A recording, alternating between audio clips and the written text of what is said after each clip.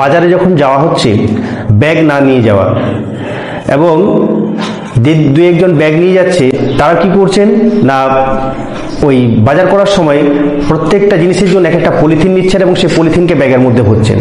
আবার কয়েকজন কি করছেন যে প্রত্যেকটা জিনিসের জন্য এক একটা করে আলাদা আলাদা পলিথিন নিচ্ছেন এবং সেই পলিথিনকে কি করছেন না বাড়িতে নিয়ে চলে আসছেন। বাড়িতে নিয়ে আসার পর মালটিকে বাড়িতে নামাবার পর সেই পলিথিনকে ফেলে দিচ্ছেন, অর্থাৎ পৌরসভার গাড়িতে নিয়ে যাচ্ছে, এসে বাড়ি থেকে নিয়ে যাচ্ছে, কিন্তু আসলে তা কিন্তু ঘরের বাইরে কিন্তু পলিথিনটি গেল না। এই যে বাজার থেকে নিয়ে এলাম মানে আমার পলিথিনটি কি হলো, আমার শরীরের মধ্যে সেটি ঢুকলো।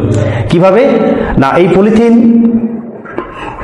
গিয়ে কোথায় মিশছে, জলে মিশছে এবং মাটিতে মিশছে, এবং মাটিতে যে সমস্ত শাকসবজি উৎপন্ন হচ্ছে সেই শাকসবজির মধ্যে মাইক্রোপ্লাস্টিক, ছোট ছোট কণা, প্লাস্টিকের কণা তা কিন্তু থাকছে, এবং জলে মিশছে, সেই জলেও কিন্তু ছোট ছোট প্লাস্টিকের কণা কিন্তু মিশে যাচ্ছে, এবং সেই প্লাস্টিকের ছোট ছোট কণা অর্থাৎ মাইক্রোপ্লাস্টিক সেগুলো আমাদের শরীরে এসে ঢুকছে, এবং শরীরে ঢোকার ফলে বিভিন্ন ধরনের রোগ অসুখের সৃষ্টি হচ্ছে। তাই আসুন যতটা সম্ভব আমরা পলিথিন কম ব্যবহার করি।